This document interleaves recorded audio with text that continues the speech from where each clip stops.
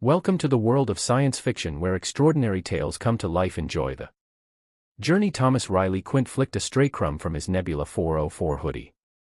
As his fingers nimbly scrolled through the rental options on his battered tablet, the cafe buzzed with the ambient noise of students preparing for finals, but Tom's mind fixated on his more immediate problem: homelessness. Mira, his study partner, slid into the seat across from him, placing down two steaming cups. Find anything yet? She nodded toward his tablet. Any luck with apartments? Nothing that won't bankrupt me, he muttered, adjusting the bio lens over his left eye. The pixelated display flickered as it scanned the rapidly diminishing housing options within his budget. My quantum archaeology professor evicted me yesterday after the unfortunate incident with the chronoparticle analyzer and my experimental burrito recipe. The barista leaned across the counter, her voice cutting through the cafe chatter. Hey broke cowboy, maybe try renting a normal room for once. Tom shot her a glare. Thanks for the financial advice, Mira. I'll file it right next to your suggestion about investing in Munchie's futures. His gravity sneakers emitted a soft pisk-pisk as he shifted in his seat, hovering 2 centimeters above the floor. Another DIY project that worked mostly. Tom returned to the endless scroll of overpriced accommodation, the reality of his situation sinking in deeper than the weight of his student debt universe. He whispered to his tablet, let's make each other happy. You give me luck, I'll give you a show.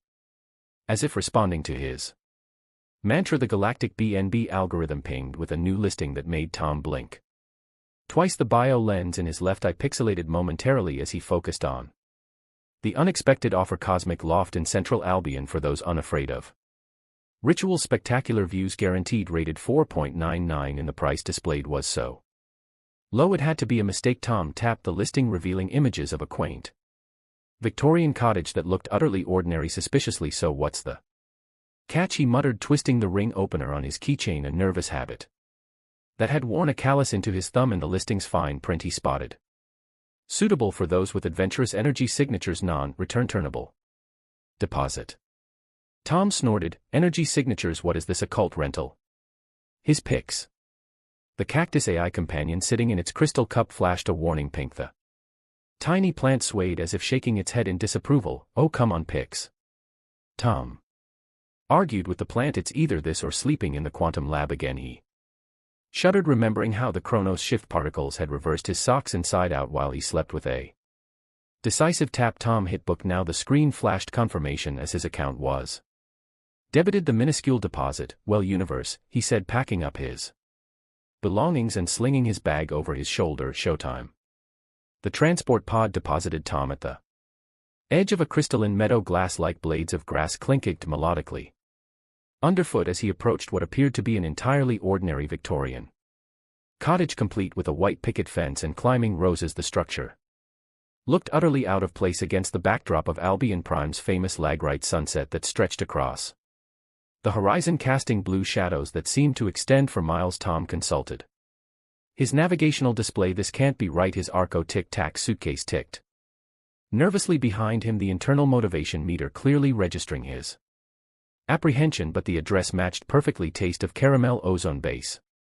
Riff 3:17 a.m. Well, here goes nothing.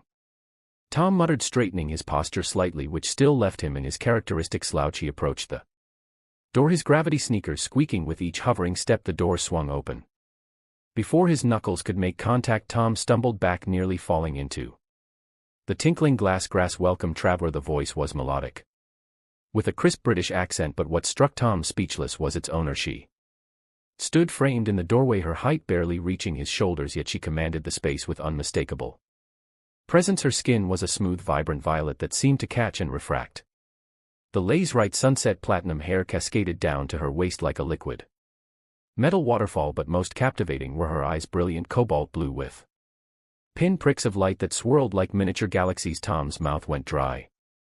Hi, I'm Tom Quint, Tom Riley Quint for the room. His bio lens flickered frantically, as it always did when his heart rate spiked. The violet woman's lips curved into an amused smile. I'm Shiara, property custodian. The way she pronounced custodian suggested it meant something far more significant than it sounded. You're exactly on time, not a second early, not a moment late. How synchronicitous. Tom's hand instinctively reached for his laser Swiss tool. 991. That's me, punctual as a something Really punctual, he winced at his own awkwardness. Zara stepped aside, revealing an interior that immediately contradicted the cottage's exterior dimensions. The hallway stretched far beyond what should have been possible, lined with doors that seemed to shift positions when Tom wasn't looking directly at them. Please enter. Your timing is impeccable. The house has just awakened from its quarterly rest. Tom hesitated at the threshold. Awakened like metaphorically? Oh, Starcrum, no. Zara laughed, the sound like crystalline wind chimes. Quite literally, this is a third-generation architect grown Doisel. They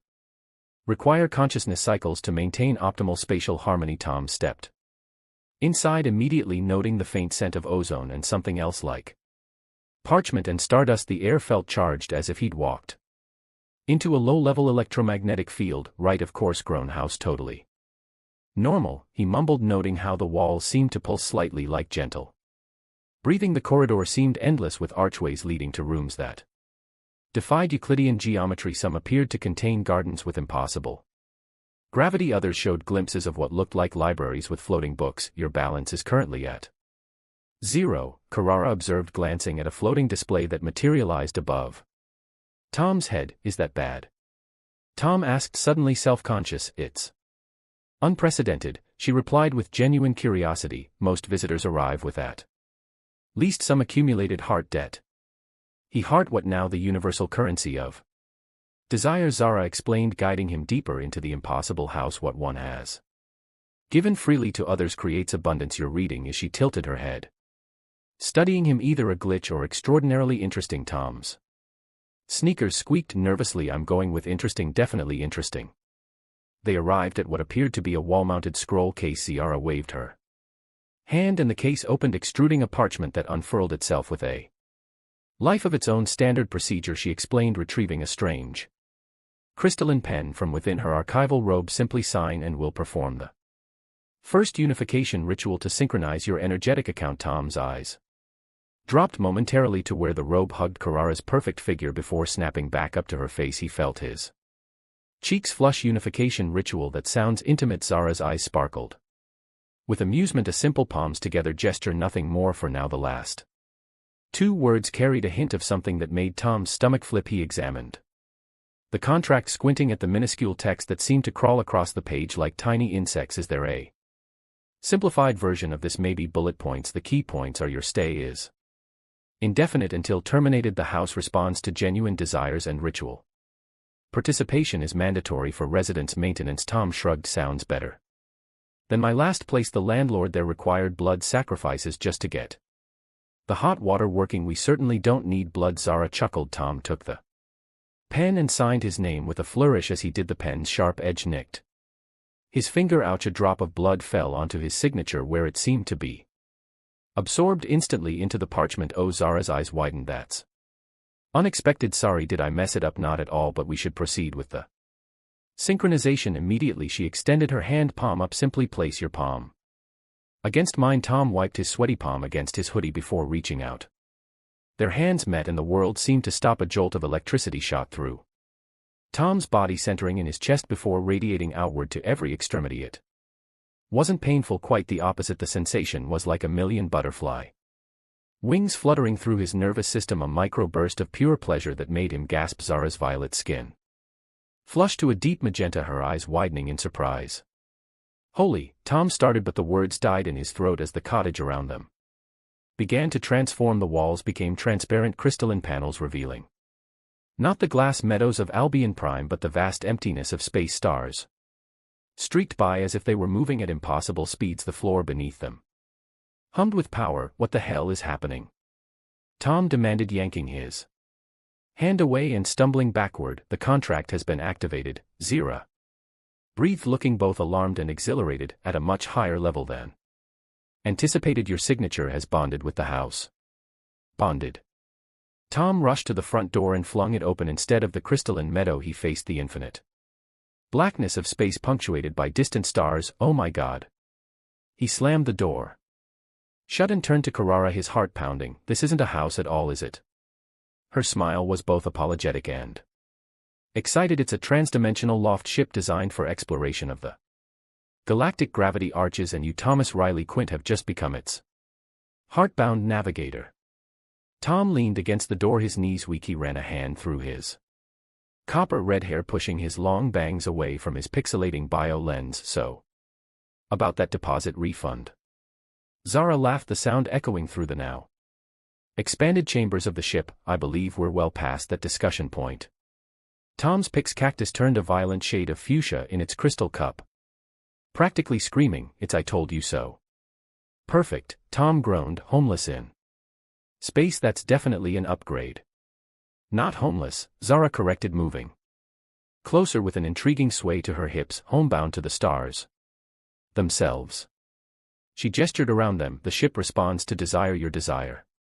Specifically, now that your blood has sealed the contract. Tom's mind raced through the implication. So you're saying I just need to want something and this place will make it happen? Essentially, yes. Zara's eyes sparked with mischief. Would you care to test this theory? Tom's stomach growled loudly, reminding him he hadn't eaten since morning. I could really go for a pepperoni pizza right about now. The air shimmered beside them and a portal opened, revealing what appeared to be an asteroid floating in space, covered in what looked suspiciously like a Neapolitan pizzeria. Your first portal, Zara whispered, clearly impressed, and a specific one at that. The Neapolitan asteroid bakery is renowned throughout 3 systems. Tom stared in disbelief, the aroma of wood-fired pizza wafting through the dimensional opening. I don't suppose they deliver better. Zara took his hand again, sending another pleasant shock through his system. We go to them. As they stepped toward the portal, Tom couldn't help but ask, just how many of these rituals are in the contract?